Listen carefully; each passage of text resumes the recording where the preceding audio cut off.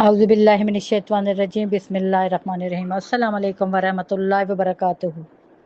تمام تعریفیں پروردگار کے لیے، درود و سلام محمد و آل محمد کے لیے۔ امید کرتی ہوں میرے تمام پیارے پیارے بہن بھائی خیریت سے ہوں گے۔ آپ کی خیریت کے لیے خدا سے دعا گو ہوں۔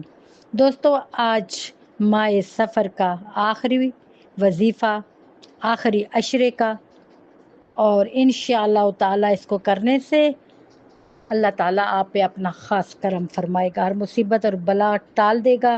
اس ماہ مبارک میں صدقہ ضرور ادا کریں ہر روز، اور سورہ مزمل 130 مرتبہ پڑھ کر جناب ختمی مرتبت اور آل محمد کو ہدیہ کریں۔ انشاءاللہ روزی رزق وسیع ہو جائے گا۔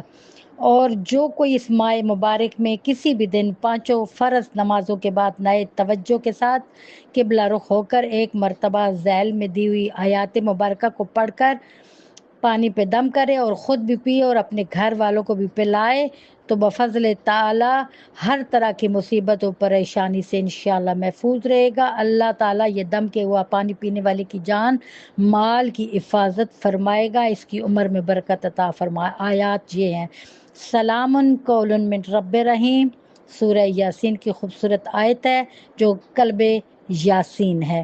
سلام علی نوح فی العالمین، سلام علی ابراہیم، سلام علی موسیٰ و ہارون، سلام علی آل یاسین، سلام علیکم طبتم فادخلوہا خالدین، سلام حی حتی مطلع الفجر۔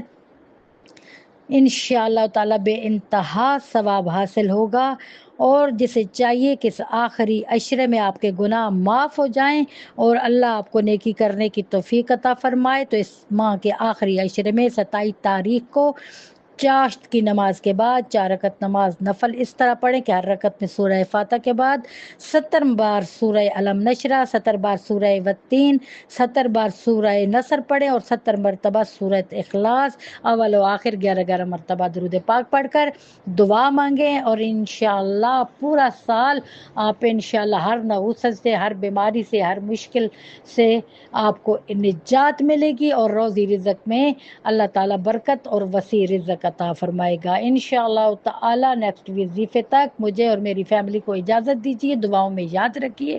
آپ کی سپورٹ کی منتظر آپ کی بہن روئی، فی امان اللہ۔